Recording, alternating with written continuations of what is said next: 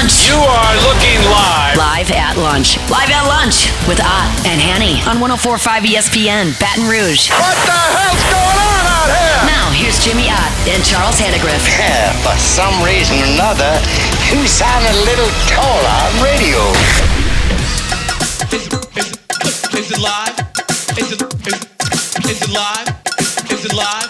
From Rufino's on Highland Road, welcome to the Friday edition of Live at Lunch, 104.5 ESPN Baton Rouge. Charles Hannegriff along with Jimmy Ott. If you're watching along on YouTube, Mr. Curtis is in our shot. Welcome to the show, Mr. Curtis. Thank you for... Curtis can do the show today. He can, yeah. Yes. I'm going to do hour number 2. I'll just watch Navy yeah, today. you can do it. You can do it. Watch the second half of the show. Glad that you're with us today. Troy Macker from Bed Rivers with us. Bruce Marshall. Chris Macero will be with us. He's got some picks for us. So we got games, man. We got 5-game slate in college football today, and then tomorrow the NFL. Lots of stuff going on with the playoff implications there. Don't let last night's game throw you off. We should have some good football this weekend. Last night was atrocious in the NFL. Although the college games were entertaining as nobody's business, right? We get late into the night last night. Entertaining if you like the dogs. There's no doubt. 3-0, two out the 3 win outright at some big prices. I think like around plus $3 range. And heck, I mean. Kansas State, they did come way back.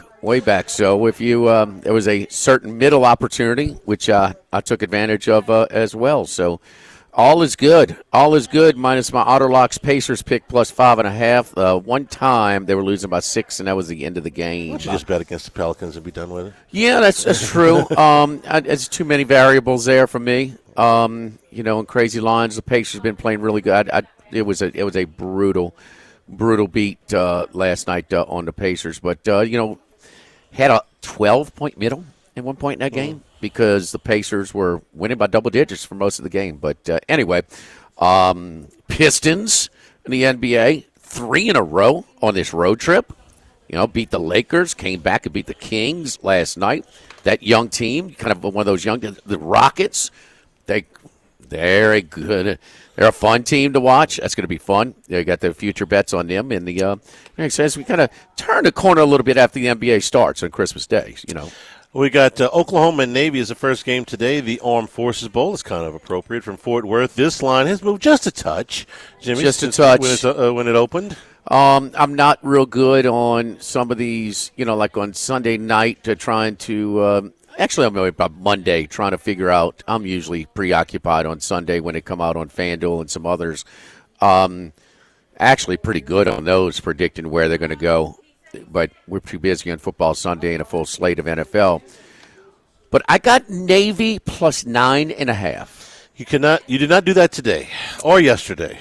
Well, not for a long time. No. So plus 9.5. I heard some people got it 6.5. I hadn't heard anybody, but I could show you the wager. It's in there, and this is just you try and take mental notes for the future. And whether it's Army, Navy, or Air Force, the book is out, and this has been about 3 years running. I remember Army played Missouri a couple of years ago. That line moved like 6 points. It fell right in the middle. But people are going to bet in the era of opt-outs. People are betting a team that you know they're not opting out. And when you're trying to the biggest handicapping angle is who's excited to play. Book it. Army, Navy, and Air Force are going to be excited to play. So you get a ridiculous line with Army now, and it's kind of like the Washington State line as well. So like 18, but Navy is now the betting favorite. 1 and 1.5. I'm seeing. At one point they were 9.5. Just yesterday or 2 days ago, it's like you can get plus 3 or plus 2.5. But those are long gone. So a lot of late movement on the middies today. Of course, Horvath is healthy. He got hurt in the first quarter of the Tulane game where they got shut out. He was still out for the East Carolina game. They got shut out again for the first 2 quarters. Then they came alive, and he looked really good in the Army win. So It's a big win, but a little time. They'll be excited to play in Horvath. So I like Navy to win, but I had to take a little middle on that. Jeez, with plus 9.5. 24 players for Oklahoma in the transfer portal, not there today, including Jackson Arnold, which is the biggest name. Navy, this shocked me. This may even be a first, Jimmy. They actually have a player in the transfer portal. Really? He didn't play all year, but I guess he just decided the military wasn't for him. A backup down the line cornerback, but the only reason I noticed it was because I went and looked for the guys not playing in the game. I was like, wait, Navy's got a guy? Yeah, Navy. One guy didn't play all year, so he's not in the game as they kick it off right there in Fort Worth. Right now, second game today is Georgia Tech and Vandy. Diego Pavia not probably in his final game at the college level or at Vandy, and we saw Georgia Tech spring a big upset late in the season against Miami. I think that you like to use the term the game was too long for an inferior team. They kind of ran out. Yeah, kind of got overpowered at the end. I think the same applies to Vanderbilt over the course of their season. They look like a team that the season was just a little too long. They were getting tired. I mean, they jumped on Tennessee 14-0, and they were down 10 at half. Yeah. I mean, they were really worn down, they're thin to begin with. And I think the time off, recharging the batteries for a month is going to really help them out. They're going to be fired up to play. Pavia especially, he needs a little time to kind of just let all those bruises heal a little bit, man. He's taking a beating. The hyperbaric chamber, just put him in there for a month. So you get to spend Christmas Eve. Oh, yeah. I mean, he runs behind his pads. I mean, he takes a beating. He sacrifices his body, and I think it just a whole recharging for Vanderbilt's entire roster, especially Pavia, is going to pay dividends for them. Other SEC teams in action today. Arkansas plays Texas Tech in the Liberty Bowl. Another big line movement. It's 6 o'clock. Yeah, that's. I'm showing Texas Tech is 2.5-point favorite now. They were plus 2.5, plus 3 at one point. So another dog that's been bet to the favorite. Arkansas is one of the leaders. You got Washington State. Arkansas is right there with like USC. They've got a lot of guys out. They're thin to begin with. So. Texas Tech, that's one of Paul Stone's picks. Texas Tech, but yeah, the better lines are gone. Syracuse and Washington State in the Holiday Bowl at 7 o'clock tonight. Washington State is decimated in the transfer portal, including the number one player in the portal, John Mateer, their quarterback, who is headed to Oklahoma, probably on the sidelines, I guess, watching this game here today. And Syracuse is stocked, so they are, this is up to, I'm showing 19. Jimmy, it's 17, 19. It's out of control. And that's at the Holiday Bowl, which used to be one of the most entertaining of all the bowls. It was always back when bowls really counted. Pac-10, Big 12 game. Mostly, and no, it was one of the best. Of course, San Diego, it's a great place, and so it was. And it usually delivered. Even when the Holiday Bowl was kind of the WAC champion, it was BYU versus somebody. A lot of BYU games. BYU won their national championship against a 6-5 Jim Harbaugh-led Michigan team. It was a tight game. Of course, you had the Pony Express play against BYU, and BYU found a way to win that one. And then one time it was, who was the defensive end for A&M? They beat Ty Detmer up. In the Holiday Bowl one year, A&M. So, yeah, a lot of memories in that bowl game, but it is what it is. Now we got memories where COVID shut it down. NC State traveled from Raleigh to San Diego, 5.5-hour flight, and they go there and they don't even get a game. That was a bad year for NC State all the way around. Last game tonight, a pair of LSU opponents this season. USC will finish the season where they started, back at Allegiant Stadium in the Las Vegas Bowl against Texas A&M. A&M, I'm showing 3 here. USC finished 6-6 in the regular season. Jimmy B, honest as you can be, and I don't know if you even thought about it after the game, but when you left that stadium that night after the LSU-USC opener, what did you think USC's record was going to be, if you had to guess? 9-3. Yeah, that's what I was like 9 or 10 wins, and it cratered on them. They eventually benched the quarterback. Excuse me, and They finished 6-6. As we see Oklahoma go into the end zone for the first right touchdown. down the field. Yep, on the opening drive of the game. And Texas A&M finished 8-4. I guess, disappointing season for USC for sure. Not another disappointing season. Yeah, for Lincoln Riley. Not where you. At what point do we know fan malcontent is not necessarily administrative hot seat for you, coach. I mean, they got too much invested. Kind of like people could be upset all they want around here. Brian Kelly's not going anywhere, and he shouldn't. I mean, not for a couple of years. I mean, he's got cushion built up. But at what point does USC? I mean, this is. He's had a rough go, man. They gave him the first year was okay. Almost everything. Caleb Williams. They gave him almost everything. Last year too. They did. You're right. And they weren't as good last year. They gave him virtually everything he wanted. They started building stuff. They gave him budget for administrative staff. support. Yeah, yes, administrative money. support. They gave him plenty. And when you get to whom much is given, much is expected. Well, they were expecting way more than 6-6. I can promise you that. So I don't know how deep the pockets are or how much the patience is out there. Really haven't dealt with this in a minute at USC because Pete Carroll had such a long, successful run, and the coaches after him haven't been. Lane Kiffin left for wasn't getting it done. Sarkisian left for different reasons. I don't know. I don't know what their level of patience is at USC. I would want to see some improvement. I don't think he can go 6-6 again. I'll put it to you that way. So really, you think 6-6 he'd be in trouble next year? Yeah, I do. So a pair of back-to-back 8-4 last year. Damn. 8-4, 6-6, 6-6. That's a 3-year window. Yeah, if you go 6-6 again next year, I think he might be out. They're going to pay that bill, huh? Yeah. Nobody knows exactly what it is because of the private school, but it's huge. We know that. I'd just like to see if they did move on for him. I'd like to see one school with the guts to tell the next coach, listen, your buyout's not going to be 100% in your favor. I think one school did it. How many good? I'll pass. I got other jobs that are going to. Yeah. Well, and we got other coaches that we can hire too. Mm-hmm. Just because we give you this gigantic, you're going to go down the line. Yeah. As far as you might absolutely you might hit one that's not coveted by others, but you're not going to get the hot coach. A reasonable buyout. I'm not saying that you get 12 weeks Charlie, severance. These things are hard to reverse. I believe me. Let me know when it happens. Because every athletic director is putting his job on the line. That would draw a line in the sand. You'd have to have somebody with impeccable job security as an athletic director, and I don't know who that is. I don't know if one exists. You know what we did here, Jimmy? I'm very proud of us. We successfully soaked up most of the first segment without talking about that Seahawks-Bears game last night. Good for us. It's pretty bad, but we'll take it. Cash a ticket with the Bears. Kind of late movement on the Bears, too. Knocked it down from 5-4 in most places.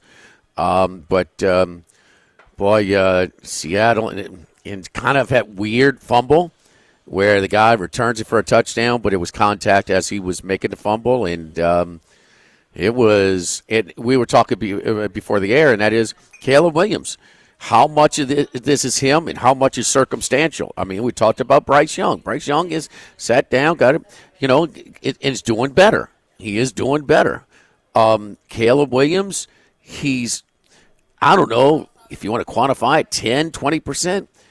But a lot of it, he's got a rough situation too. But some of it, when he does have protection, and he's holding the ball too long. He's throwing everything one speed, a little hot on the touch passes, and it's just been, man. But some of them, he's got no chance. He's wrapped up before he can even set his feet. You nailed just about everything. Sometimes he's holding the ball too long. Sometimes he's got no chance because they're coming straight. A lot of the things that they run offensively take too long to develop. And then there's times where they call the right thing. And there was a screen pass to one of the wide receivers in the fourth quarter where they've got a 2-on-1 opportunity out there, and they've got Rome Odunze who's a 215-pound receiver trying to block a 185-pound cornerback, and that 185-pound cornerback whipped his ass and went straight through, made the tackle on what should have been a nice game for Chicago.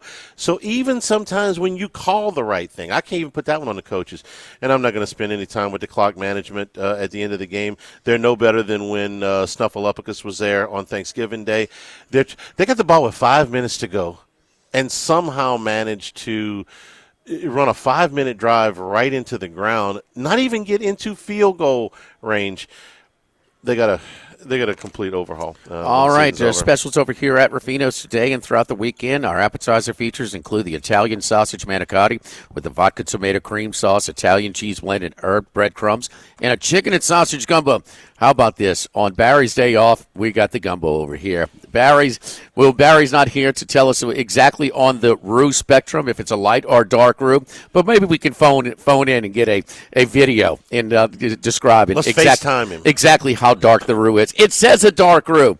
There you go. Well, we miss you, Barry. Get well. Fish featured today, the pan-seared fresh fish, which is a sea bass with a sage espuma sauce, and toasted walnuts, butternut squash puree. Suggested wine pairing is a Frank Family Chardonnay from Napa. The Wagyu New York Strip is our steak feature today.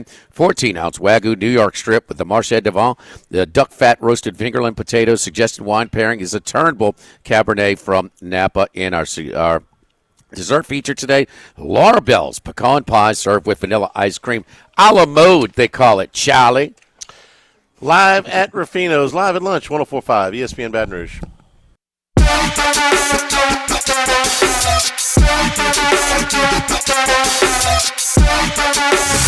Live at lunch with Ott and Hanny from Ruffino's on Highland Road on 104.5 ESPN Baton Rouge. Oklahoma right down the field for a touchdown. Navy moves into Oklahoma territory, but stopped and forced to punt. Sooners with their second possession coming up. All right, let's go out to San Diego. Chris Massaro joins us each and every week with his 5-pack, and we're going to seg right into college basketball season in just a little bit. But it's the bowl season, NFL. We don't care where they're coming from. Chris, just give us some winners. How you doing, buddy? Good. Happy holidays. I'm actually in Massachusetts today. Okay. Where's Massaro? You know, I've been all over the place. San Diego, Las Vegas, Massachusetts. It's a little chilly, so hopefully we can heat up with some winners.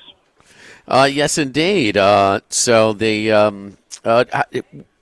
were you on the Dogs yesterday? The Dogs finally barked. I mean, 2 of them outright, and well, one, you certainly had a middle opportunity if you wanted at a lot of stages of that Rutgers-Kansas State game.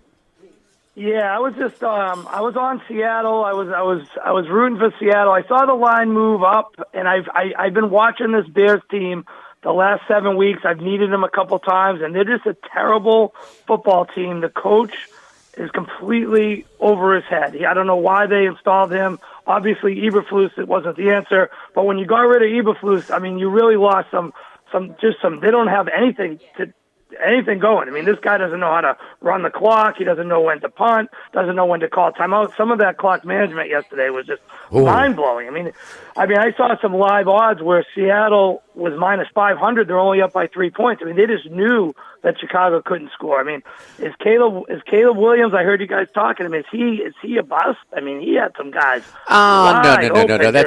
That's way premature, but he gets some of the blame. But I got to, Chris, I got to put more blame on the situation. I'm not ready to. I can't be too hard on him. We had a very similar situation with Bryce Young last year, and Bryce Young had a horrible offensive line, horrible running game, no weapons to throw the ball to, and crappy coaching and crappy ownership. I mean, the whole shebang. And he looked horrible, right? But with a time off, does he not look improved this year? And he does. But look at Drake May. He's got horrible coaching. The ownership is bickering with Belichick and Brady, and he's at least showing some headiness about him. He can actually see the receiver and throw the ball. This Caleb Williams, I'm just telling you, everything is an ad lib play. And if you fall back on what Merrill Hart said, he said right from the beginning, the kid, there's nothing special about him. All the special plays are ad lib or running. He just doesn't seem like the guy that's going to sit back, read the defense, and hit the open receiver. Well, that's just my opinion. I got you. Well, I think at times he can hit that seam 20 yards down the field where he puts it on the money with the past the cornerback and before the safety has time to react to it. So I see some spots where, like, okay, he's got talent. It's not that. Does he hold on to the ball, looking to add lip? Yes, he does. And sometimes, Chris, he has hit before he can even set up. So I think Jaden Daniels is better. Okay, I think he's going to be better. I don't know. At times he looks good. At times he looks terrible. It's a young quarterback. He's in a tough situation, as you talked about as well. But I mean, they're throwing these quarterbacks so much earlier. And damn it, doesn't Green Bay look better? Did they make the right move and wait on Rodgers? And then when they went to Rodgers, like, man, you sure you want to go and left Favre? How did that work out for him? Did they get more out of Rodgers and Favre at that time? So now, who's having a better year? I mean, does Love look better than Rodgers? 100%. Hey, man, everybody take notice and have a little patience instead of throwing the crowd because what? Your fan base is curious? Your owner is curious? It's just fan base can complain all they want. The owner. Wait till next year. We're going to have two guys who are completely not ready to play in the NFL: Cam Ward and Shadur Sanders, and they're going to be thrust right into those really brutal situations in New York and Las Vegas or wherever they end up. It's not going to be pretty. When the owner tells you got to play the guy, you lose your job. You got to play the guy, and you're completely boxed in. I'm encouraged only by the fact that he hasn't thrown a ton of interceptions under the pressure that he's had. There's a lot of silliness in that Hard Knocks thing, but did you catch the Saban conversation with Eberflus? So he is visiting. He coached Eberflus, right? In the MAC, and he just says, "Listen, we're throwing these guys. These guys are not ready to throw in because when they're drafting so high, it's usually a poor supporting cast. It's a tough situation. What would they do with Peyton Manning now with 28 interceptions? Right now, if Peyton Manning had 28 interceptions, I would put him on the bench. We'd be counting him out, right? So I'm just saying 122 yards passing for a Seattle defense. It's not that great. It's just kind of embarrassing. Hey, I saw that New England defense put it even more on the clamps on him earlier this year. So he didn't have time to set up in that one too. Patience, Grasshopper, patience before we. Okay. I'll give you another year. I'll see what happens. Yes. So Syracuse, Washington State. Let's get to the picks. This number is big. All the opt-outs at Washington State. The coaches left. Poor Washington State and Oregon State. They are just. It's a tough situation. It's kind of sad, but Syracuse is excited. McCord and everybody's playing for the Orange. Yeah, I bet Syracuse at 16 early in the week, but I'm not going to give that out. What I am going to tell you is this is a pro-style offense. We've talked about it before. McCord, NFL-type quarterback, Trayvon Pena, Jackson Meeks, Rondé Gass in the second, the big running back, LaQuint Allen. This team is going to score points in the first half, and I like Syracuse first half team total over. You can play it two different ways. I've seen it all over the place. You can lay a bunch of juice at 17.5, or you can play it at 20.5 with a little bit of juice. I think they're going to score 3 touchdowns in the first half easily. I would be a little wary if you had to lay the big number for the game because I feel like this is going to be an opportunity for Syracuse to play a lot of their backups in the second half. They have a big lead. Maybe they give up a few on the back end. You get a little backdoor cover. But I really think Syracuse is going to come out fast. Perfect weather in San Diego tonight. 60 degrees, no wind. I see some points early by Syracuse because this Washington State team is not only depleted with the players, they're depleted with the coaching staff. I mean, they lost everyone. They lost their best quarterback, so I don't see them putting that many points. A lot of opportunities for Syracuse to score early. All right, UConn in North Carolina. UConn got to Jim Moore Jr. done a great job. I mean, he took over a rough situation, no budget there in football, and got into a bowl game. They couldn't compete last year against Marshall, but they might be able to compete this year against North Carolina.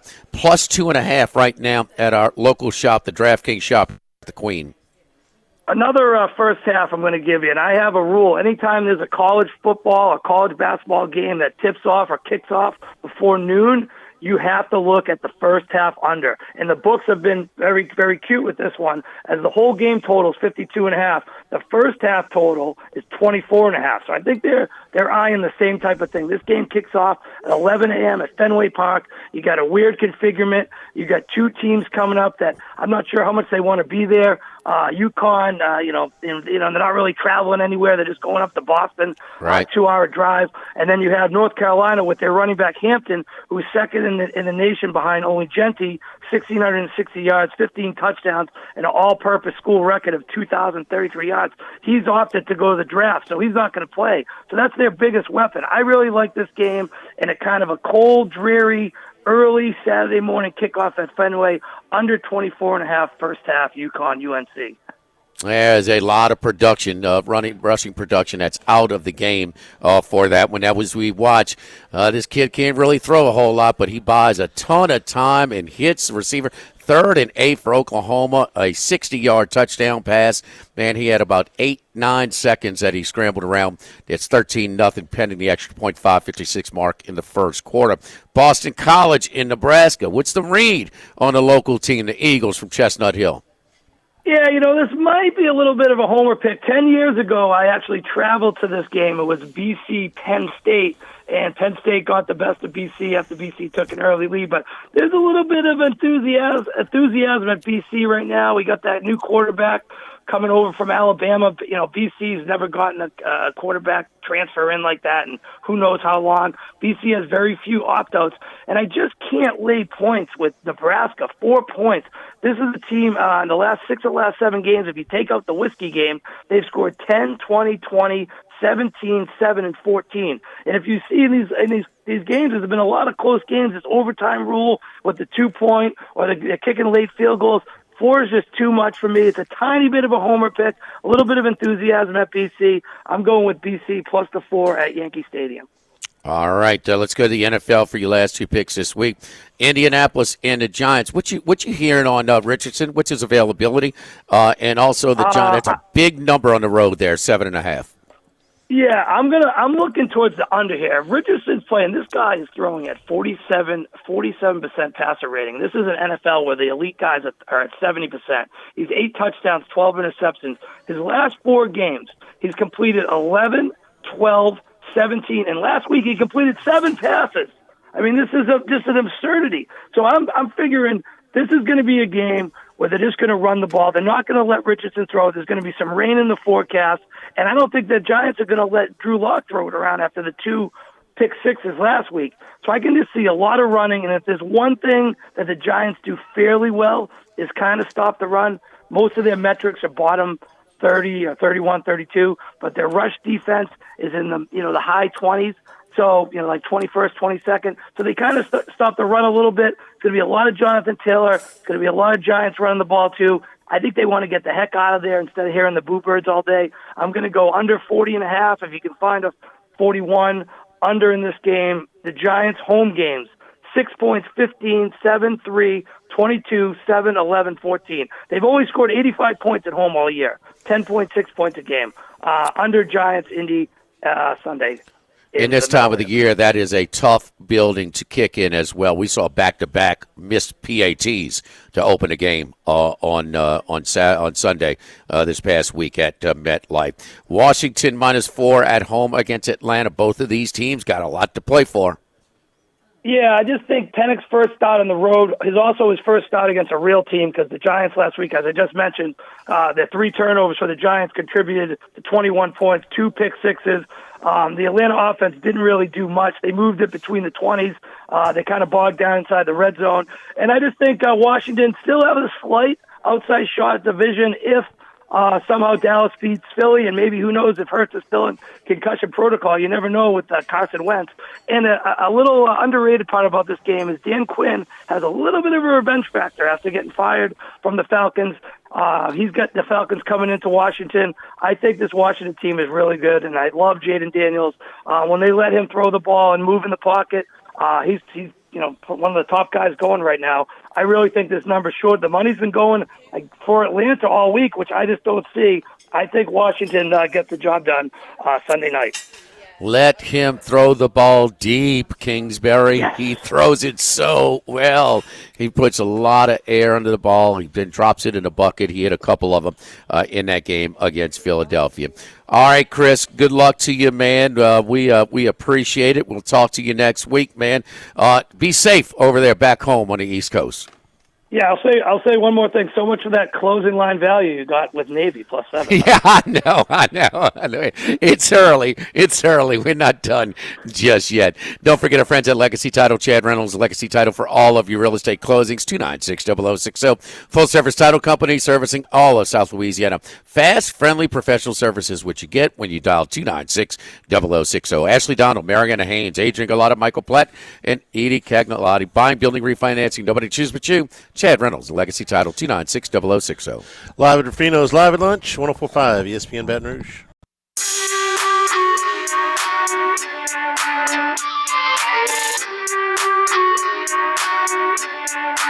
Jimmy, Charlie, and Troy.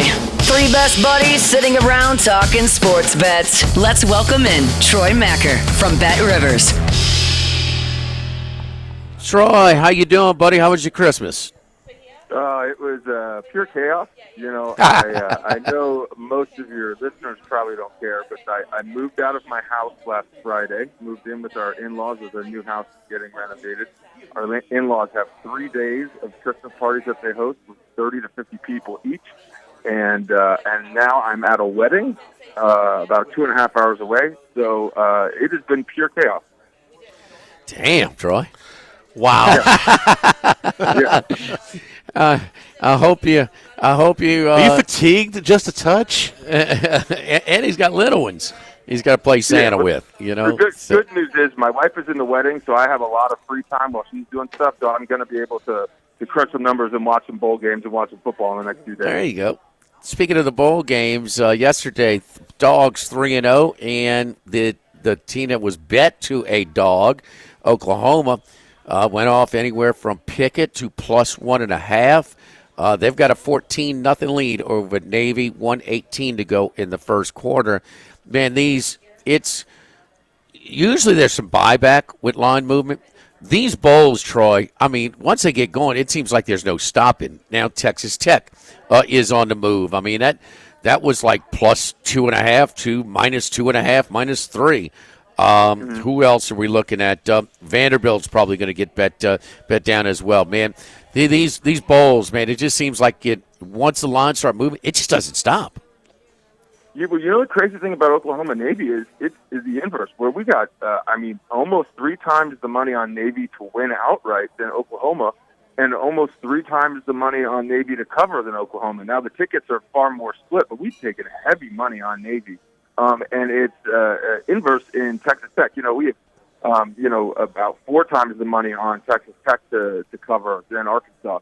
And, the tickets are a little bit more split. Texas Tech's backed by about 58% of the tickets. But right now, 82% of the spread money, which is a staggering amount of money. I mean, that's 82% club for a bowl game with a sizable amount of handle, because typically when we talk on Fridays, games on until Saturday, and a lot of the betting comes in basically between noon and noon.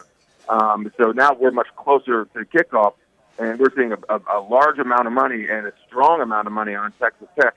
But, I think that has a lot to do with, just having the market open for so long. But I'm surprised that Navy has been set up so much when, Oklahoma, is, I think, probably the more talented team, even though they have not had the season that Navy has had. But, to have that few money and tickets compared to Navy is very surprising in my opinion.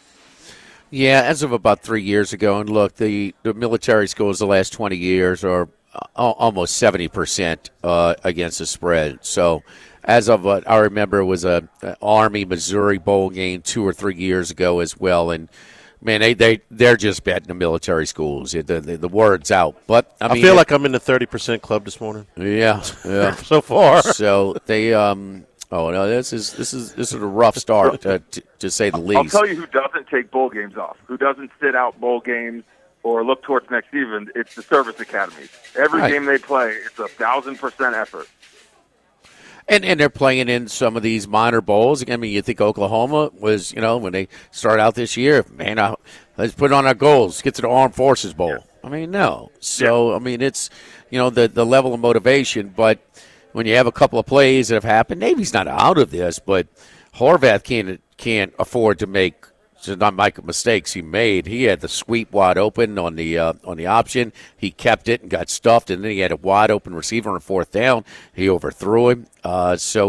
No, you can only make so many mistakes. And the kid from Oklahoma, athletic, he can't throw, but he made one throw, and he had about 8-9 seconds scrambling around to throw it. Another one of these games with the opt-outs has been highly publicized is Washington State.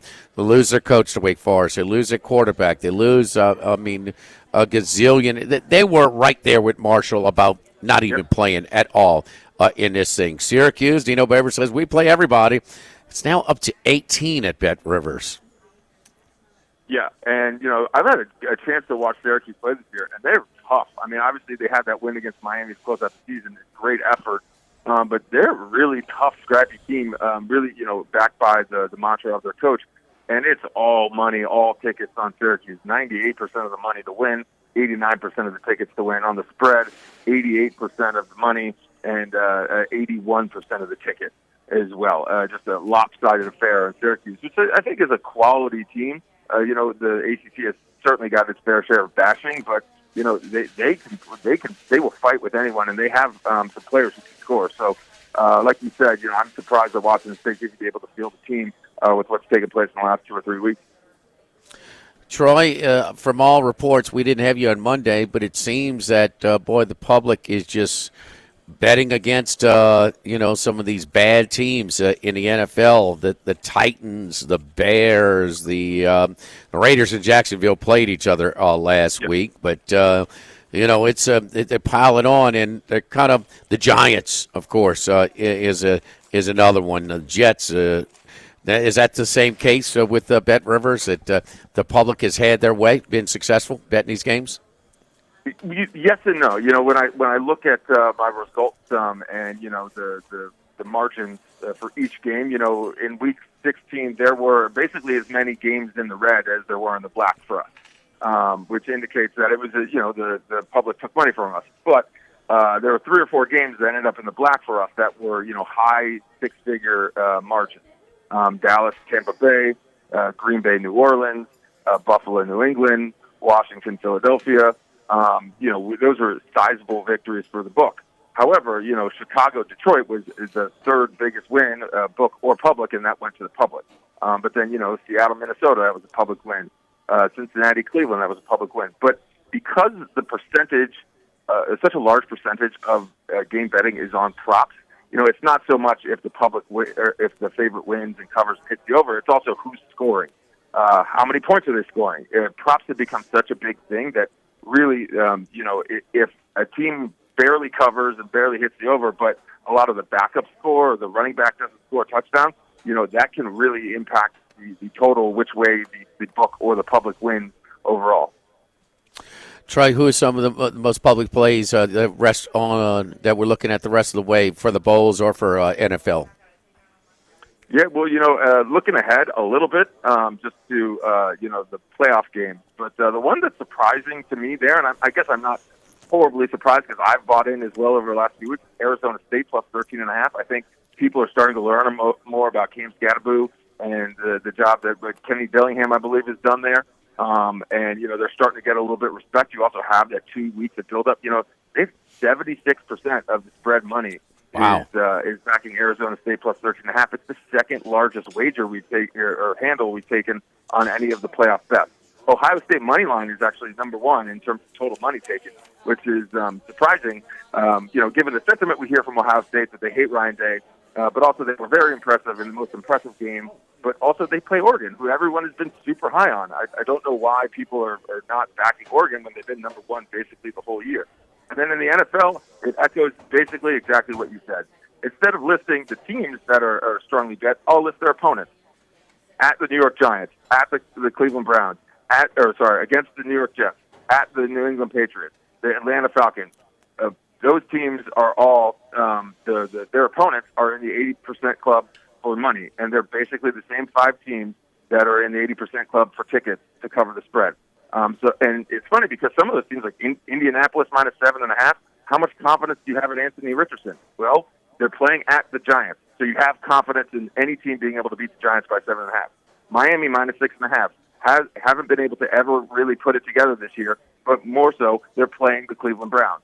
Miami minus 6.5. It really doesn't matter who's that in front of that minus 6.5 because they're playing the Browns. So, like you said, people are really starting to fade the bad teams because these really bad teams have really taken their foot off the gas, and they're playing for Shedeur Sanders or Travis Hunter or Cam Ward or whoever it is. So it's not so much the great teams other than the Chiefs to win and the Lions to cover.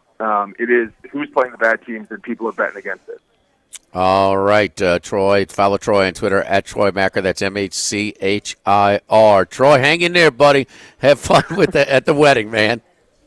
Oh, man, I cannot wait for the new year. I need to put my feet up and relax and just watch some sports and get through this. But I hope you guys have a good holidays, and we'll talk to you down the road. Yes, indeed. Troy Macker checking in. All right, Navy gets their first stop of the day. A punt, No. I'm getting to it. Sorry. My God, dude. How long you been doing this? Go on. Sorry. Again, Navy gets their first stop of the day, but instead of punting from their own 40, a fake punt for 30, and they're in position again, leading 14-0, 12:50 to go in the second quarter. I thought you had your head down on your live spot. I apologize. Don't forget our friends at United Community Bank, the local way to bank big with locations from Baton Rouge to Golden Meadow. We've been serving the people of southern Louisiana for over 50 years. You know, running a business can be difficult enough without the right relationship with your bank. With United Community Bank's local business bankers, you're not just a number, you're a partner. Contact Heath Meir, Nicole Glover, David Henry, Prentice Wilkes, David Campbell at United Community Bank. Member FDIC, equal housing lender. Live at Rufino's, live at lunch, 104.5 ESPN Baton Rouge.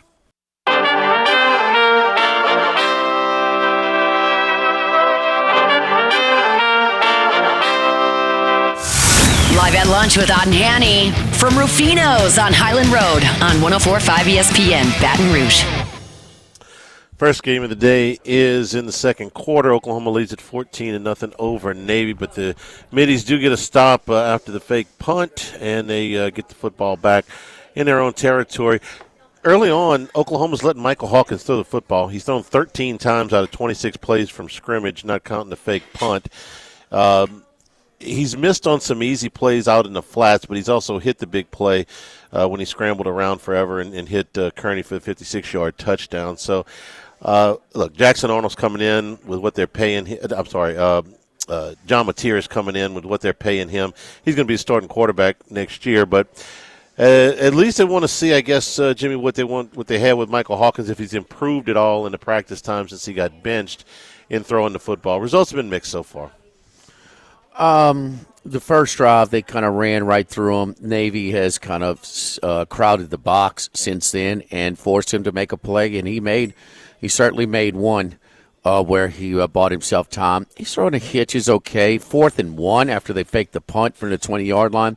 They run a fullback draw, which got stuffed for no gain, and that's where Navy is right now, or it could be even worse than this. And Horvath is off. Right now, he's made a poor read. He missed a wide open receiver on 4th down, and Navy's not a team that can overcome a lot of poor play. So yeah, Hawkins right now 9 of 13 for 104 yards and a touchdown, and the long one was about 55, 60 yards or so.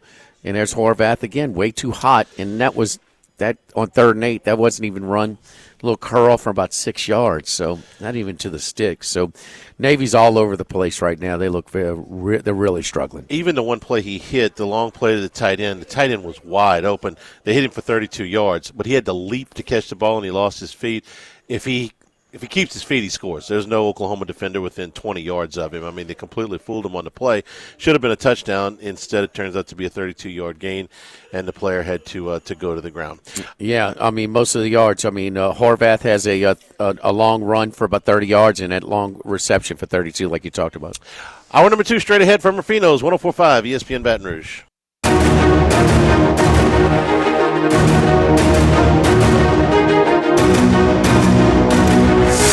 Live at lunch with Otten Hanny from Rufino's on Highland Road on 104.5 ESPN, Baton Rouge. 70-yard punt for Navy, about one of the few good things that has gone for the midshipmen. But right out of the chute, Oklahoma gets a pass interference penalty, and they are up out past the 20-yard line. Again, 14-0 Sooners, about 10 minutes to go, a little under 10 minutes to go in the second quarter. Every play. Let's go out to Las Vegas. Bruce Marshall joins us each and every Friday at this time. How are you, Bruce? Oh, I'm still numb from that Seahawks-Bears game last night. You know, I thought Geno Smith had one of the great quotes of the year, because after the game, he said, "I don't care if the score is 5-4 as long as we win." Well, you were almost right, Geno. It was almost 5-4 last night, but you did win, so I'll give him that. Boy, have you seen a home crowd get on their team as much as, I mean, they were vocal, huh? I mean, because some of the clock management. And so the ownership was woken up. They've never fired the coach in season, the McCaskies. And then, you got that standalone Thanksgiving game where you let 35 seconds run off. I mean, you just can't do that. And so they're embarrassed to the point where they have to make a move. And then this is the move you made it for? I mean, Charlie, calling timeouts when the clock is stopped. I mean, you have no clue. I mean, almost like blindfolded, trying to manage the clock in a game. They, you remember how we talked about the U? They gave that video on unsportsmanlike conduct. And they said it was all us. These are all the things you can't do. If I was doing a clock management video, I'd say this is all the things you can't do from that that final drive where they 13 plays, 49 yards, 5 minutes, and it could not have looked less organized if they had never practiced before. It didn't look like they practiced it much. There's no doubt about that. So it's something, man. Something. So when do you land on Caleb Williams, Bruce? I'm down on him, and for a couple of reasons. One, I think he's just generally too selfish and too self-absorbed. When your dad is out saying you want a piece of the team ownership-wise and crazy stuff like that before the draft, I mean, that's just insane stuff. Two, I had heard from USC people last year that the team really got fired up for the Louisville Bowl game to prove they could win without Caleb. He was not a real popular guy on the team. And three, watch some of this stuff. Now, I know the Bears' pass protection is bad, but he is so gladly taking sacks rather than throwing the ball away. And ostensibly, I think, not to damage his completion percentage. That is the height of selfishness, I think. And and teams do that sometimes. Long ago, I remember, Long Beach State had a quarterback named Doug Gaynor who was right near the top of the passing charts in the mid-'80s. He did the same thing. He took sacks like you wouldn't believe. He just would not ever throw the ball away. He did not want to throw incompletions. And when he threw completions, he threw screen passes to a fullback named Mark Templeton, who ended up becoming the NC2A's all-time receiving leader ahead of Howard Twilley because he caught 200 screen passes. Sometimes the stat thing gets in the guys' heads. I think that's in Caleb's head. I just don't like anything to do with him and the Bears right now. He's holding the ball. He's getting sacked sometimes when he can't even set his feet. So, but I see it both ways. I see some talent and I see some deficiencies. I see a poor supporting cast. I mean, one thing that we note is when you rush to judgment on evaluating quarterbacks because they have a tough rookie year on a bad team, and that gets you. that's a little unfair. Well, so, he can play, Jimmy. He's got all the talent in the world. I just think. I don't think he has touch now. He's self-absorbed, and this went back to SC, and I will stick by that. I think he is, and we'll just see how this plays out. But he is good. He's good. Hey, but Bruce, what coveted quarterback in self-absorbed now? It does sound like Russell Wilson.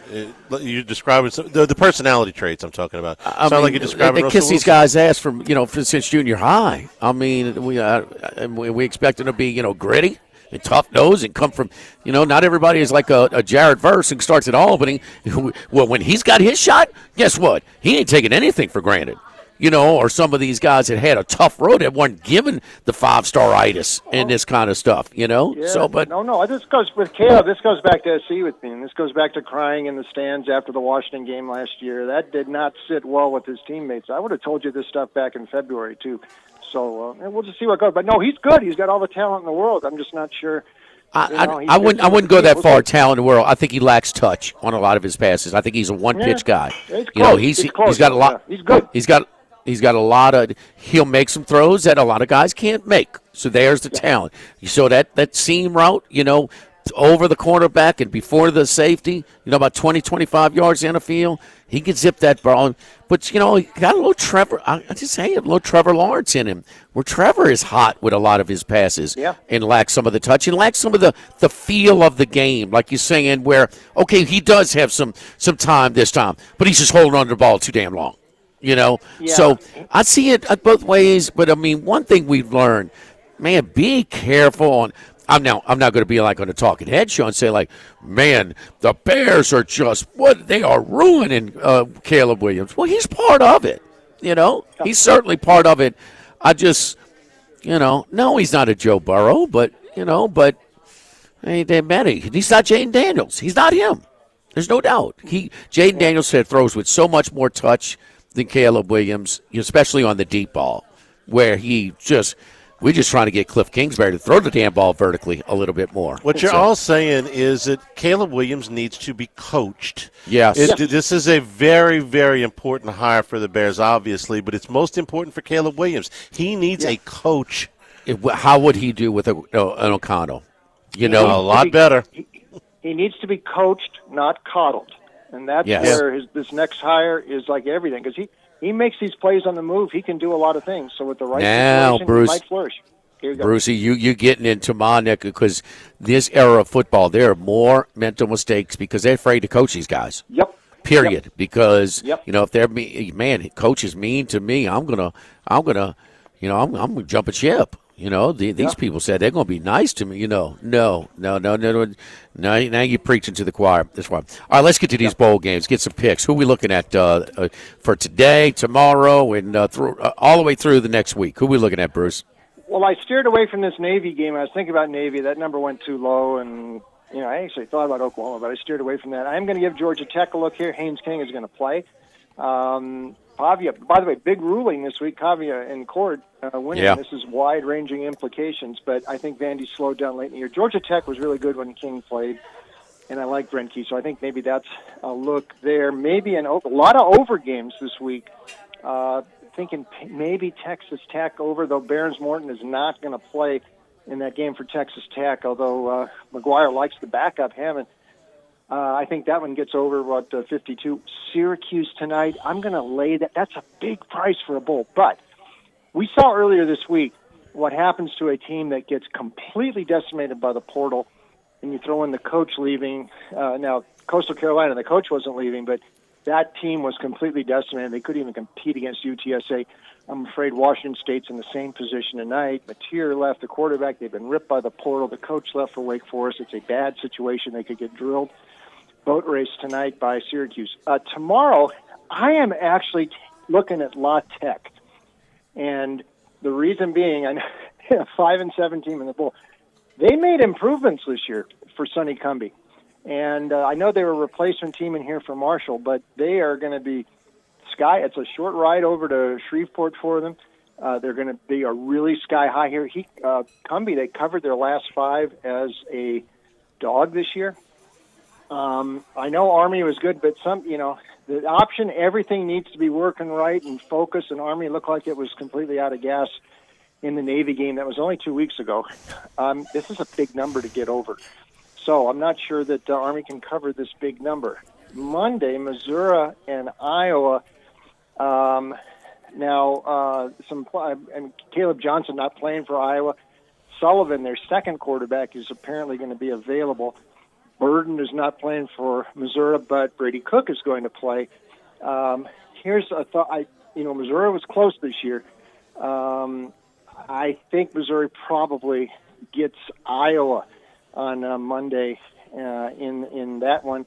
And then I guess we'll set it up here whenever you want to start talking about the playoffs. I'm ready if you want me to go to those. Let's get to it. Right. First of all, your takeaway. We know that home field is a big angle in college football. Boy, it was. It certainly was. And you had this round. Actually, the seeding was proper. The higher rated teams were hosting, so the stronger teams were at home. Any strong takeaway from a lot of conversation back and forth, the SEC people, oh, look what you get, da da da da da. Well, the other, just all over the place. What's your biggest takeaway from those results last week? Yeah, like you say, Jimmy, the home made a difference. I mean, there were really some home atmospheres there. They all covered at home. Texas, I thought, got kind of fortunate in that game. Clemson should have covered, but. It was definitely the way to look. I was very disappointed in Tennessee's effort last week. They just did not show up to play. By me, I never thought this is. I know the parameters, the way they set this thing up, but the sanctity of the record still seemed to take precedent. Yes. I don't think Tennessee was better than South Carolina. I don't think they were better than Ole Miss. Look at the schedule, the way it played out. South Carolina or Ole Miss would not have got boat raced like that. I think they would have had a real chance at Ohio State. So, anyway, I'm kind of down on Tennessee. But that's just the way they set it up this year, and the home side certainly were there. I know SMU, a lot of people are wondering if they should have been there. This goes to a bigger thing here about how you pick these things. I'm not sure a different way you can do it. If you got this at 12 and the way the schedules are set up, it's very hard. And I think there's several things that will change in this playoff format in future years. There's also going to be a movement to get these first-round games at neutral sites, I think, because the Indianas and the SMUs this is their postseason experience, one and done. They don't get to go to bowls and have fun like some of these other teams have done. I know the playoffs are a different deal, but the home field sure made an edge last weekend. Oh, I think the home field is here to stay on the first round, Charlie. I thought it was good. I mean, there's only so many of these major bowls. I mean, yeah, more people would, but I thought I thought it was fine. I thought it was that's one thing that I kind of savored from the whole thing. To see these places. I thought it was cool to see 35-40% of the horseshoe filled by orange. Tennessee orange. I thought that was cool. I certainly hope you're right, and I'm afraid that Bruce may be right, though, that there is going to be a push to move these things off campus. I thought that was the whole charm of this thing. That was, rather than play in a 3/4 full or 80% full stadium somewhere else, put these things on campus. And, man, I'm not going to weep for the players because they don't get a bowl ditty bag. No, but okay? Bruce, you'd rather be playing in something meaningful than going to a bowl game and get your ditty bag. So, all right, we move on. Now we got, two teams that buys. Well, they'll change the seeding probably next year. Navy, by the way, Oklahoma in need of a spark, up 14-0, went for it on fourth down from their own 40-yard line, got stuffed. I mean, what are you doing? So, of course, Navy stops them and cashes it in. Now 14-7, 3:40 to go in the second. The 4 quarterfinals, who's your favorite picks, Bruce? Arizona State.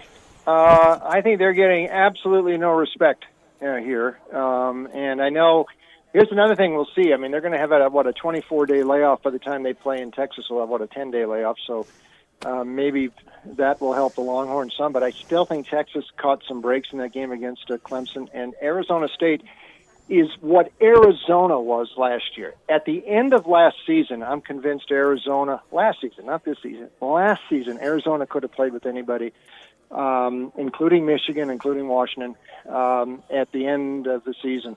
I think Arizona State is that team this year. I think Dillingham has done a great job. I think Sam Levitt's going to be an NFL quarterback. Scatteraboo is the most fun player in college. I know Travis Hunter, he's not any more fun on offense, at least, watching than Scatteraboo, the way he runs, and he seems to fuel that team.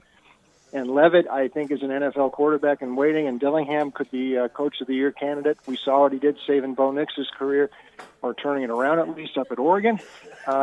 Arizona State is live in this game in Atlanta. The other one, Boise, I'd like to think Boise can stick around in this game, but I'm just not sure they can keep pace. Now, that's the New Year's Eve game down in the desert.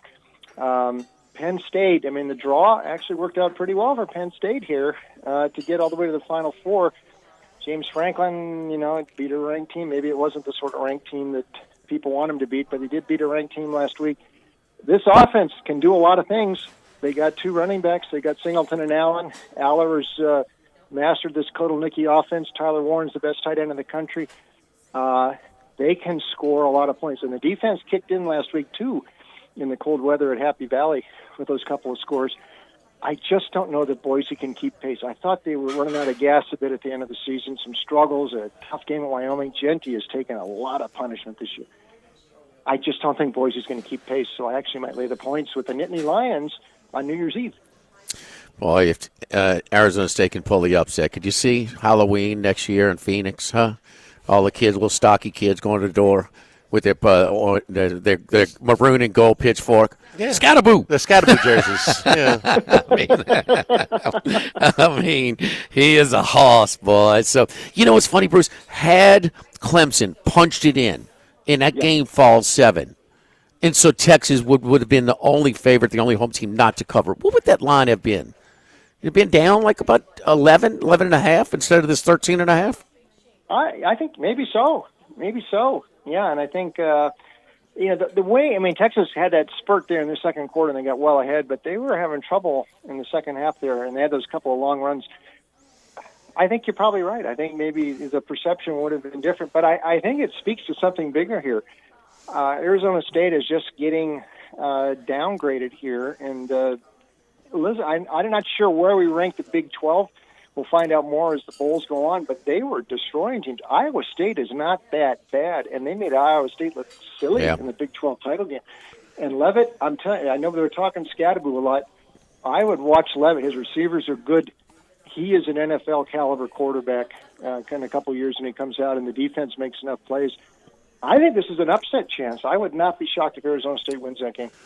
One thing about it is Texas in their last 2 games, they should have had a bigger lead, a bigger cushion in Atlanta against Georgia, and it seems like they should have put Clemson away. Now Klubnik played really well. He really played. Him and Howard were the 2 stars at quarterback in the first round. But still, it seems like Texas is still kind of, I don't know. They're just getting a little sloppy at times with the 2 short yardage situations, Charlie. 3 4th downs. One time they throw behind an open receiver. The other time Manning fumbles the ball or fumbles the snap. They don't get that. Their execution, their focus. They did this down in the red zone against Texas A&M. They're getting ready to put that game away, and they throw the pick 6. A lot of it's on Ewers, but not all of it. Yeah, a little self-induced sloppiness, kind of keeping some opponents hanging around. Yeah, that's right, because the A&M game, too. They kept A&M hanging around. That box score, that should have been way worse. The box score we talked about at one point, they're outgaining Georgia by 220 yards. Nobody does that. And then here against Clemson, I mean that's a yard away from a one-possession game as easily as they rush the football against Clemson. All right, Brucey, Scataboo, baby. Boo. I'll remember that for Halloween next year. That's a good one. Yes, indeed. Put the grandchildren, give them a Scataboo costume for Halloween next year. Please, anything to divert their allegiance to Stanford, okay? All right, Bruce? Oh, for sure. Thank you, Brucey. Enjoy the weekend, my friend. Boys. Yes, Happy New Year to you as well. Don't forget our friends at Lofton Staffing Services. We match hard workers with the most sought-after employers. To Lofton, you're more than just another employee. We care about your interests, so we'll match you with a company that needs your skills. You can complete an application. You can schedule an interview. You can even browse jobs at Lofton.jobs. Lofton also offers an unlimited $100 referral bonus. Lofton Staffing Services. We've been putting people to work since 1979. 924-0200 and Lofton.jobs. Live at Ruffino's Live at Lunch, 104.5 ESPN Baton Rouge. Charles Hannegrift's 5-pack of picks. Brought to you by Supreme Rice. Make sure you use Louisiana rice, grown by Louisiana farmers since 1936. Available at most local grocery stores. Supreme Rice. 5-pack, Charlie. All right, 14-7 Oklahoma with the lead late in the first half. Navy with the football. All right, let's start this up. By the way, last week, worst performance of the year, worst performance probably in 3 years. Went with the Dogs and got burned for it. So what are we going to do? The playoff games? The playoff games, yeah. As a matter of fact, went 0-5, and, maybe I should have covered with Clemson, but nothing guaranteed about any of it. So we don't want to, cave to recency bias and just flip and go all favorites. But I do agree with Bruce on Arizona State. I think they keep this within the number. What we're using 13? Is that what I'm being given with 13.5? 13.5. Again, Texas, the sloppiness. They leave points on the board. They leave situations unconverted. They've been tested a little bit more by Clemson, Texas A&M, Georgia than they were earlier in the season, but I think Arizona State's good enough to hang within this number. So I'll take the Sun Devils plus the 13.5. We'll take Ohio State. This isn't as much on Scott Howard. Will Howard, excuse me. Scott Howard was Teen Wolf. Will Howard is not going to have another game like he had against Tennessee. It would be unrealistic to expect that. But what I do think they found is that Chip Kelly is not going to revert back, I would hope, to the kind of game plan he had against Michigan. So with that in mind, this was a what game in the first game at Eugene. I'll go with the rest versus rust here. I'll go with the team that just played lights out, came out and blew the doors off of Tennessee, played with a chip on their shoulder. I'll take the Buckeyes in the rematch minus 2.5. All right. Georgia, we'll take the Bulldogs in this game. Gunnar Stockton, nobody really had much knowledge about this guy, including myself. I knew he was a high recruit. He was offered by Alabama. He was offered by Florida, Auburn, LSU. He was offered by Oregon and USC. As a high school quarterback in South Carolina, he broke Trevor Lawrence's state record for career touchdown passes and Deshaun Watson's state mark for career total yardage. So we're not talking about a stiff here. Well, Watson's from Georgia. You said South Carolina. You misspoke. You meant to say Georgia, right? Because Lawrence and I read that Watson's state mark for career total yardage was broken by this kid. Right. No, this kid Stockton's from South Carolina. What's that? Stockton's from South Carolina. Well, but Lawrence and what's his name were from Georgia. Okay. Well, he broke. I read that he broke state records for both of those guys. At any rate, he threw up for a bunch of yards. Okay, in high school, and if you give him a couple 3 weeks to practice with the first team, I don't think he's a complete stiff. I like Georgia in this game, minus the number, and I also like the under because while I don't think he's a complete stiff, I don't think they're going to go up and down the field on Notre Dame's defense. And I certainly don't think that Notre Dame is going to be able to put up a bunch of points against Georgia's defense. So I'm going to take the Bulldogs minus the points and under the total in the Sugar Bowl. And then I'm going to you want Georgia and the under? Georgia and the under. So two separate plays. What's the total? Let me see. 44 is what we're going to use. 44. Okay. 44 and 2.5 for Georgia. 2. All right. Minus the 2, even better. And then I'm going to take Boise State. Listen, I agree with what Bruce said about them wearing down toward the end of the season, so I think that the time off will have done them good. Look, this team played straight up with Oregon. Oregon needed 2 returns in that game to win it early in the season. Now, that was a long time ago. So let me cite another stat here with Penn State. That yardstick was certainly not overwhelming against SMU. Jennings' interceptions were the difference in the ball game, but SMU actually had more first downs than Penn State.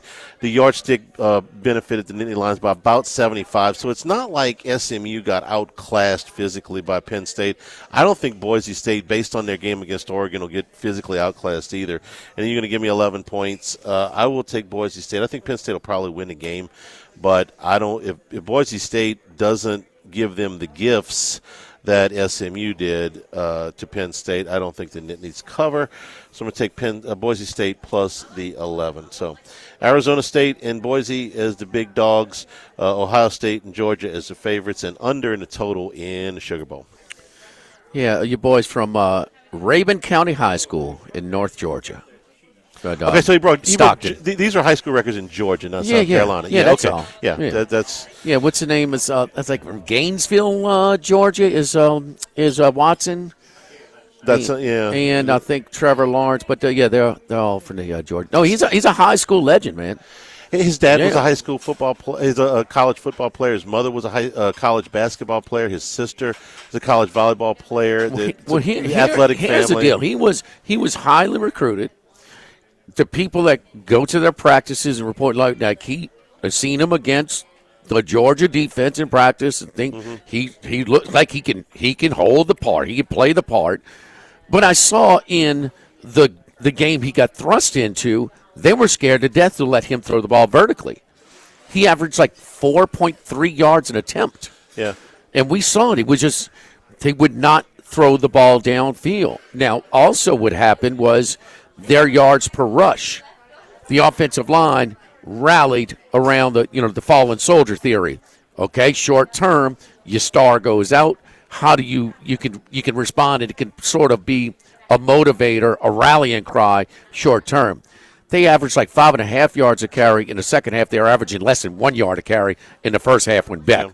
So that's nothing on Beck, but can that continue? But they're going to now with a month of reps with the first team. Obviously, you can't be that limited against Notre Dame, which is a good defense, and expect to move the ball. So I think they may be careful, but Kirby and his staff knows they can't get away with that game plan in a half, catching Texas off guard. Right. So. And I agreed with what Kirby Dim did. Given the score of the game, No. It was the right thing to do. Well, guess what? When your offensive line, all of a sudden you're getting 5.5 yards a carry instead of a half a yard, well, that makes life a lot easier. And that, and I don't know how much is the kid inspired them, or they maybe not playing for Beck. I don't know, but that offensive line was a different offensive line with Stockton. But Stockton's no bum. He's no Ivy League transfer. No, he's highly recruited. You just named the schools that were offering him. He's out of this little bitty town, where he was a superstar. We sat in that building, similar situation, 2001 conference championship game. Rohan Davey, who was lighting it up that year, he got cheap shotted by Haynesworth, knocked out, and Malk ran the quarterback draw 10 times and knocked Tennessee out of the national championship game. But you couldn't do that when the team knows, to take that away. So, what did Rohan do again in the Sugar Bowl? They still scored. Set records. I mean, they threw for a gazillion yards and touchdowns. So they got away with it. I think that's fine. The kid shows you he's tough. Did you see him? I mean, he's going to put his head down. They knocked his head, almost knocked his head off. This is a hell of a place to make your college debut, and this is what I'm calling it, his college debut. I know he had some mop-up to it. Yeah. This is his first significant snap. You're in the SEC championship game against a very good Texas defense. Well, that was Mark. And he didn't throw up on himself, and a lot of guys would have. And he's going to, and maybe him putting it when he's about to get his head knocked off and he wanted to go back in the game, they said, no, you got to come out for a play. Yeah. That's maybe why he's maybe won with his toughness, maybe won his teammates, his locker room over. Yeah. So if you've seen him, I read the feature on him. He drives a 1984 pickup truck. Okay, he's opposed to the damn Lamborghini. He's from a town of about 400 that has one stoplight. Okay, so coddled, absolutely not. Dad was a player, mom was a player, the whole deal. Right. And if you're going to get a Lamborghini, don't get a Lamborghini hatchback. Can anybody not make a Lamborghini look cool? Beck was, just a little too caught up with all the stuff, though, man. Maybe this kid's got a little bit more grit. We've seen LSU quarterbacks where the team responded to, in different areas. We've seen that before. Don't forget our friends over at Los Reyes Mexican Grill. We were over there yesterday. It was nice to give my buddy Stu Pack over there from Supreme Rice and his mother enjoying lunch, and Fadinky over there. Man, the staff over there is friendly. The food is really good. that kind of hidden secret, too, that gyro tacos. You talk about tasty, man. They are excellent over there.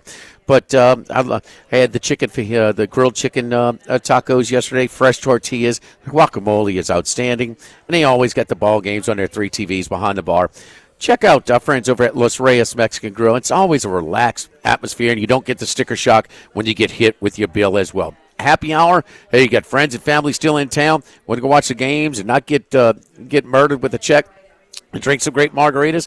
Go by my friends at Los Reyes Mexican Grill on Lee, just off of Nicholson across from Mike Anderson's. Oklahoma goes to the half, 14-7. Live at lunch from Rufino's, 104.5 ESPN Baton Rouge. Jimmy Ott's 5-pack of picks, brought to you by Supreme Rice. Make sure you use Louisiana rice, grown by Louisiana farmers since 1936. Available at most local grocery stores. Supreme Rice. All right. Happy New Year, Mr. Curtis. Yes, indeed. The roux is very dark, and it's very tasty over here at Ruffino's. Before I get to my 5-pack and one behind Charlie for the lead for the season as we close things out today. DraftKings, our friends over at you can bet these right now. If they come to fruition, you'll have our early lines. But look-ahead lines for the national semifinals. If Penn State and Georgia advance, Georgia's a 2.5-point favorite in the semifinal. Penn State, Notre Dame would be a 1.5-point favorite over Penn State. So Georgia 2.5 over Penn State, Notre Dame 1.5 over Penn State. Don't you think that's got the line that's got the chance to move the most, depending on what Gunnar Stockton looks like in that Sugar Bowl? Yes, indeed. How much confidence you have in the guy that they don't have a whole lot for sure. All right, Oregon-Ohio State winner versus Texas. So we're looking at that one early line. Oregon would be 1.5 points over Texas. Ohio State would just be 2 over Texas. So a half-point difference in a game, but 2.5 when you look at it. I was just about to ask. Maybe a little value on Oregon. Well, the line's been bet. It's been bet after they laid it out. So those are your possible matchups for it. Looking at one that's done after New Year's, in Ole Miss. Ole Miss plays Duke. Duke almost beat SMU, which took Ole Miss's spot in the playoff. Their coach is fairly active on social media and has been whining more than anybody who was left out of the playoff. Can you see it, huh? Ole Miss 48, Duke 14. SMU 28, Duke 27. Can you see it? Is there any social media as predictable as Lane Kiffin? Yeah. And my point is, lay the 14.5. These things matter to him. They got all the big boys playing. The Walter Nolans of the world. They're all playing. You think they wrote that into the NIL deals? You have to play in the bowl games? Kudos to them if they did, but I don't think that's the case. I don't know. I don't know. But or they increase the NIL deals. We've seen that happen. Hey, playing a bowl game will give you X amount of dollars. I don't know about Bryce Young and Anderson impact. That they had for Alabama against Kansas State. But I'm going for saving grace here for Ole Miss. They lay it on Duke. They laid it on Penn State last year in Atlanta. They'll lay it on Duke and this one.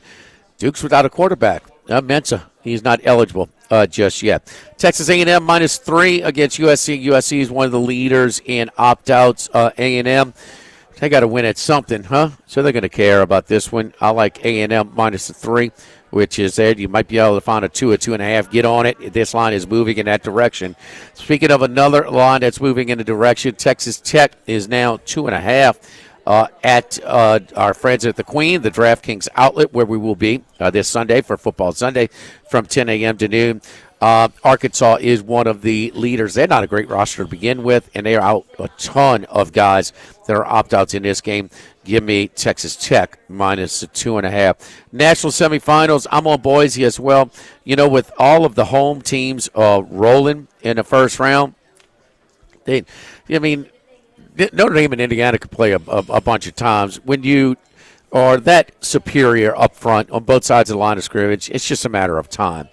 I didn't see where Penn State pushed SMU around.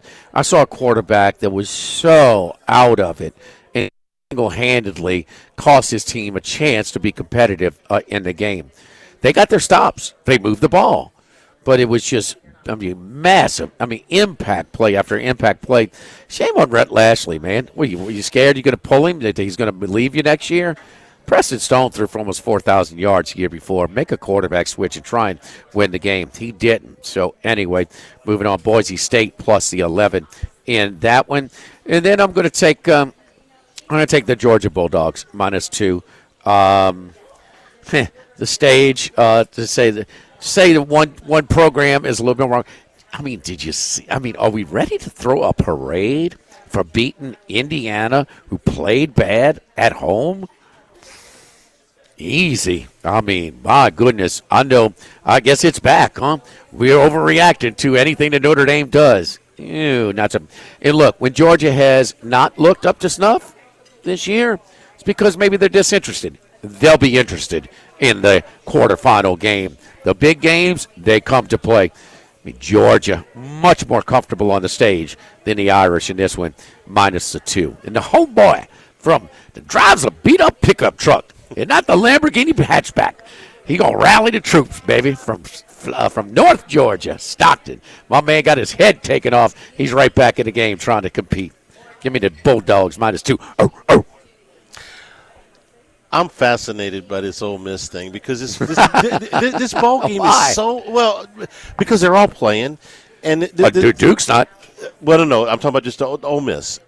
They're all playing. This game is not until January 4th. So you got to keep them active and January 2nd, I'm sorry. You got to keep them active. You got to keep them engaged. You would wonder if there'd be some senioritis to it. You know, you got half a foot out the door, half a foot toward draft prep and all that. The fact that they managed to keep everybody together for the Gator Bowl, okay, and nothing against the Gator Bowl, but it's not a playoff game. It's the Gator Bowl. And they're all there. And, Lane Kiffin has been running his mouth about everything from the playoff format to the recruiting calendar. And he's got some points on some of this stuff. But, man, you lost to Kentucky at home. You got to shut your mouth about I shoulda. Don't tell me I shoulda, we shoulda. You lost to Kentucky at home. The only SEC game they won the whole year. I love how he complains about the transfer portal era and the timing and this and that. He couldn't be this good if it wasn't for the transfer portal. No, absolutely not. And you got Ole Miss being competitive on a national basis. And good That's for not him. happening without the transfer portal, dude. That's absolutely the right. transfer portal is a reason you're even in the conversation. And you lost, okay? You lost a game against Kentucky. Not you just shouldn't that. have lost. Check out that garbage non-conference schedule. You control that. And you control that. And not for nothing, you should have won the game in Baton Rouge. Yes. You got outplayed in the second half by like nobody's business, but you had that game. If you just show up a little bit in the second half offensively, and you didn't. So you got to shut your mouth at that point. He's Lane. Hey, he has come a long way on bowl games. So he's come a long way from looking like Nanak of the North at the Sun Bowl. Hey, Jordan, get Paul Stone's clip ready to go. He's got a pick on today's bowl game, one of his favorites. We'll get right to it about 2 minutes. Here's Paul Stone talking about the Texas Tech Red Raiders that go on later today.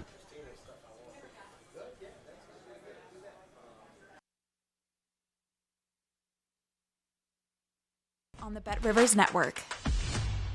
Yeah, I think Arkansas and maybe Washington State as well, they have been just their rosters have been decimated since the end of the regular season in this first portal window.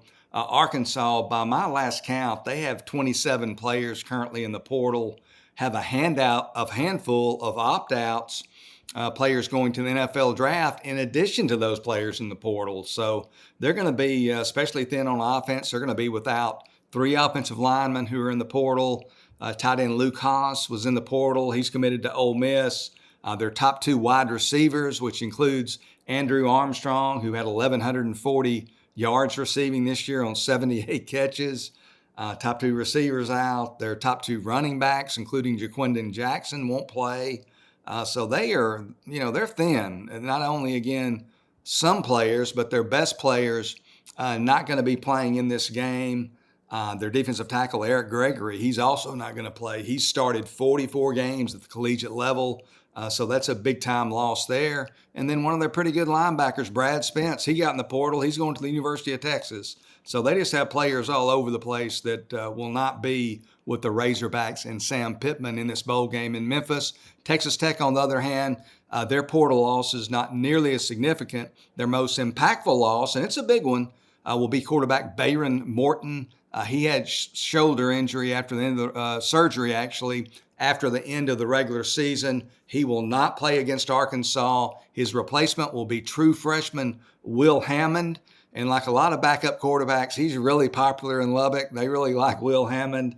He's a guy, his senior year in high school at Hutto High School outside of Austin, he threw for over 3,900 yards as a high school senior, led the entire state of Texas in passing yardage. This year, he's appeared in most of their games. He's completed 15 to 23 passes for 191 yards. He can also run the ball a little bit. But even though he's not that experienced, I think there's a lot of optimism and a lot of expectation that he'll play well against Arkansas in the bowl game. Another big plus potentially for Texas Tech is the fact that their running back, Taj Brooks, big guy, bullish runner, rushed for over 1,500 yards this year. He has indicated that there's no indications, I should say, that he's not going to play. And furthermore, Texas Tech released a depth chart a couple of days ago that showed him as the starting running back. So you hope that's forthright information. It would seem to indicate he's going to play in the bowl game, which is a huge plus for the Red Raiders, especially starting a true freshman quarterback. This is one of my favorite plays in the entire bowl season, even with unproven Will Hammond at quarterback. I like Texas Tech plus 1.5 over Arkansas in the Liberty Bowl. All right, catch all the picks at Sports Bettor's Paradise YouTube channel or wherever you find your podcast. Live at lunch, live at Rufino's 104.5 ESPN Baton Rouge. Live at lunch. The Thibodeau Store, your home improvement specialist. Listen, as we turn it towards the new year, maybe there's some projects you've been putting off. And you're thinking, these are too expensive. You know, some of these projects maybe you can do yourself. All you need is a little bit of guidance. So talk to the experts at the Thibodeau Store. That's what they're there for. It's that customer service you may not be able to get from the big box stores. We're talking about home improvement projects. Maybe you're laying a little bit of concrete. Maybe you're doing some painting. Maybe you've got some things you need, power tools or hand tools. Any of those things, you're putting in a small light. You're putting in, it's some small plumbing work, electrical supplies, plumbing supplies. It's all there for you, plus the guidance to make sure that you don't waste time and you don't waste money. 900 St. Patrick Highway in Thibodeau. Also, a ton of fishing gear, cypress furniture, crawfish and jambalaya pots. Man, we're coming up on crawfish season. Can't wait for that. Get all your gear at the Thibodeau Store. Again, 900 St. Patrick Highway in Thibodeau, and online, it's ThibodeauStore.com.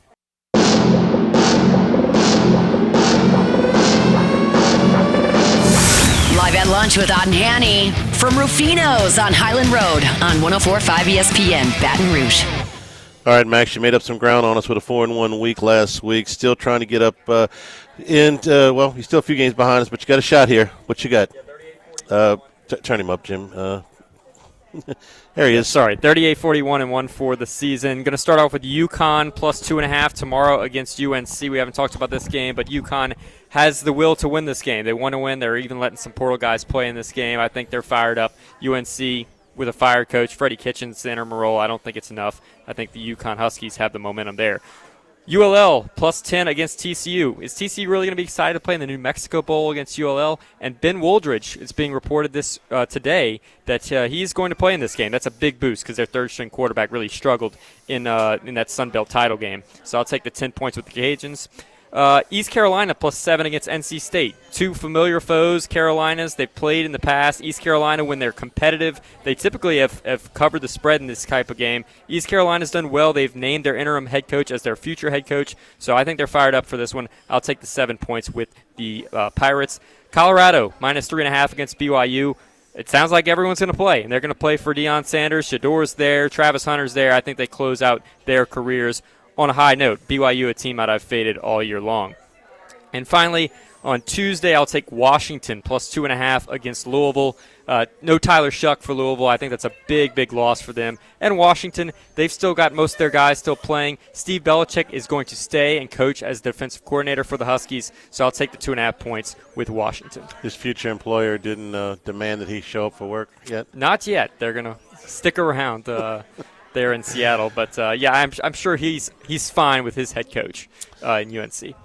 All right, thanks to everybody for participating. Have a wonderful weekend. Thanks to our hosts every Friday here at Rufino's. We always enjoy it. Monday we are at Finbom. We'll be recapping a huge weekend, college and pro football. For Jimmy Ott, for Max Gotro, Jordan Kinch is back in the studio. I'm Charles Hanniger saying thank you and good afternoon.